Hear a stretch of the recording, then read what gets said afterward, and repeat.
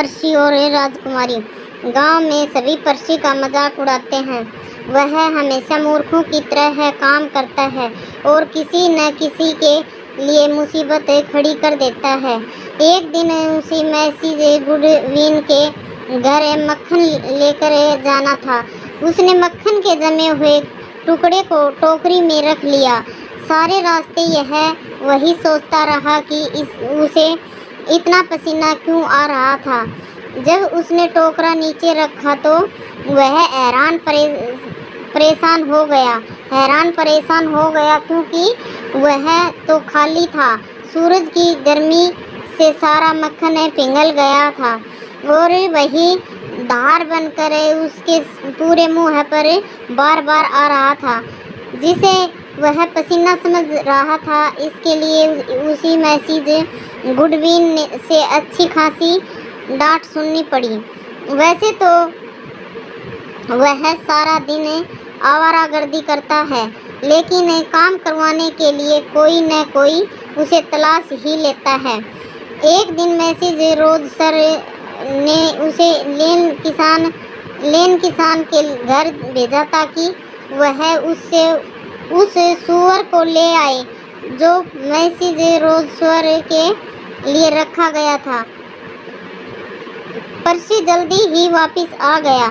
वह अपने साथ सूअर की बजाय किसान को ही उठा लाया था। किसान बहुत गुस्से में था। मिसेज रोजर ने उस दिन पर्सी को झाड़ू दिखाकर अपने घर से खदेड़ा। पर्सी के पास भागने के अलावा कोई चारा नहीं था। पर्सी तब तक भागता रहा जब तक वह गांव से बाहर नहीं निकल गया। उसने तय किया कि कुछ समय तक वह अकेला ही रहेगा। वह लगातार तब तक चलता रहा जब तक कि पूरी तरह से थक नहीं गया। थक कर वह एक छायादार पेड़ की छाया में लेट कर सो गया। उसी पेड़ पर एक बौना रहता था जो किसी भी तरह का जादू कर सकता था। वह एक शरारती बौना था। पर्सी को सोते देखकर उसने सोचा कि अब वह कौन सी नई शरारत कर सकता है। अचानक उसे सड़क से एक राजकुमारी की सवारी आती दिखाई दी। बौने ने सोचा कि वह राजकुमारी के साथ मजाक करेगा। वह गायब हो गया।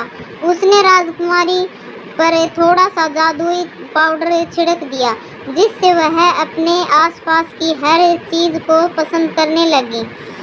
उसने कोचवान से गाड़ी रोकने को कहा। राजकुमारी ने बाहर झांका तो देखा कि पेड़ के नीचे पर्सी सो रहा है। राजकुमारी ने पर्सी को एक राजकुमार के रूप में देखा। उसने अपने नौकरों से कहा कि वे पर्सी को गाड़ी में ले आए। उन्होंने वैसा ही किया।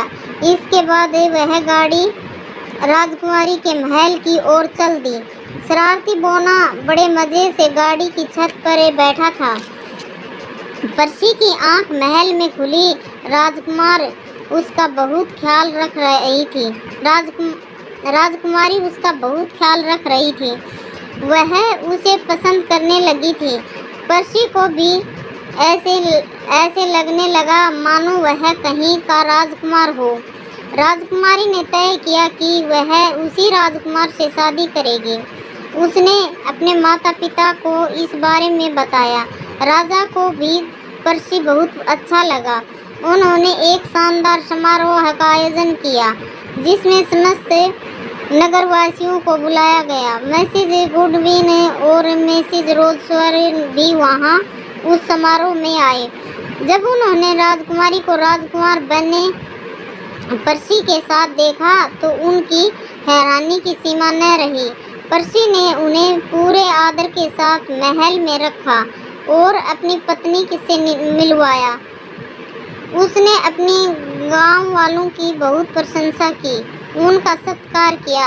जब वे लोग वापस जाने लगे तो उसने सबके लिए बहुत सारे उपहार भी भिजवाए। अब पर्सी को कोई काम नहीं करना पड़ता। उसकी प्रत्येक इच्छा वहाँ पूरी हो जाती है।